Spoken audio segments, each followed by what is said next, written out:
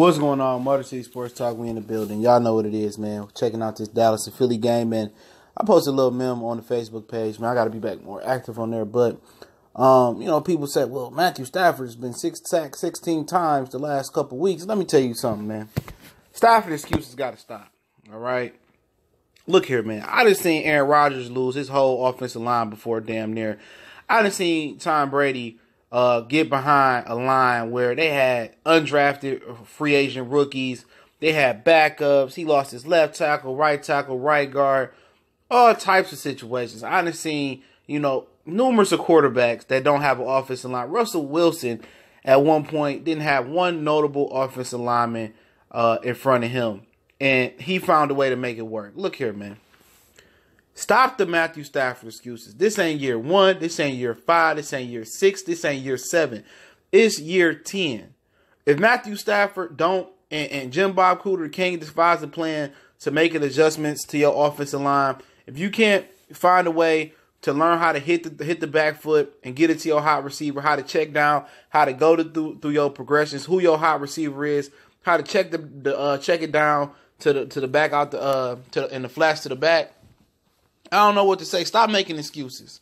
At the end of the day, the Lions went out there and spent money on the offensive line and draft picks from Frank Ragnow to Graham Glasgow to Taylor Decker to TJ Lang in free agency and Rick Wagner in free agency. Okay, now I guarantee you. Now if some of the offensive linemen was on other teams, I guarantee you they'll be balling. Just like Larry Warford is in New Orleans, used to be a Lion. He's a Pro Bowl offensive lineman. Again, with the New Orleans Saints. Riley Reef ain't doing too bad in Minnesota as well, I don't believe. At the end of the day, all sacks ain't on the offensive lineman. All sacks ain't on them. Matthew Stafford has to know when to get the ball out of his hands. Plain and simple. Matthew Stafford, a lot of them sacks in Minnesota, if you look at the tape, was Matthew Stafford fault. He had guys in the flat. He constantly looking down the field to make a big play. He don't know how to read defenses. It's on your quarterback. It's on your quarterback.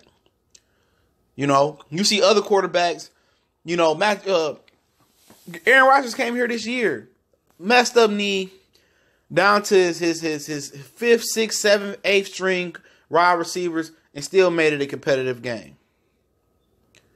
I done seen Tom Brady in the beginning of his career take Troy Brown, who was a two-way, gadgety type receiver, Deion Branch, who nobody knew who he was, David Givens, nobody knew who he was, and won a Super Bowl. And do enough to help the defense to win the Super Bowl. Stop the excuses for Matthew Stafford. Stafford this year had Golden Tate, Marvin Jones, Kenny Galladay, Kerryon Johnson, a brand new fucking spanking offensive line, and still it doesn't work. Eric Ebron went over there with Andrew Luck and having a career year. A career year. You get Tom Brady, Marvin Jones, Golden Tate, Kerryon Johnson, Kenny Galladay, in his offensive line. I guarantee you he makes mincemeats of defenses. It's always an excuse. Look at the primary guy you've been making excuses for the last 10 years. Is it really the thousands of offensive linemen that's played here? Is it really the thousands of receivers that play here? Is it really the several offensive coordinators that have been coordinators here? Was it really Eric Ebron's fault?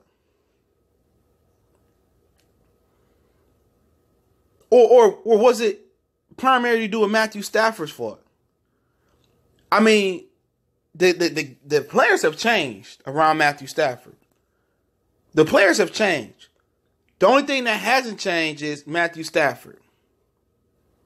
So if you're making the same excuses from Jeff Backus, Dominic Raiola, to Larry Warford, to Riley Reef, to Lincoln Tomlinson, from Javid Best, to Joique Bell, to Reggie Bush, to Nate Burleson, and Calvin Johnson.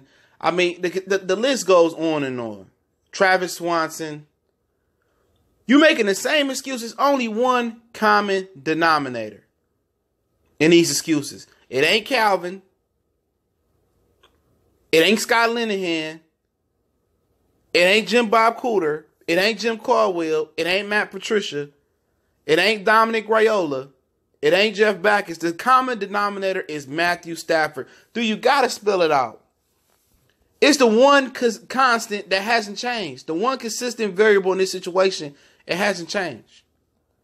It's Matthew Stafford. You can say it's the offensive line you want to. We done changed the offensive line several times since he's been here.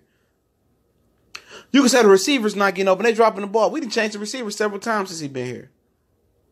You can say it's the offensive coordinator. We done changed the offensive coordinator several times since he's been here. Oh, it's the head coach. We done changed the head coach several times since he's been here. Oh, it's the defense. He had a number one defense since he's been here. It's one consistent. It's one problem. Stop the excuses for Matthew Stafford, man. Ain't no excuse. I done seen quarterbacks that get paid less than him, like Tom Brady, a little bit more than him, do more with less. Jimmy Garoppolo last year did more with less. Jimmy Garoppolo beat him this year with all his receivers out.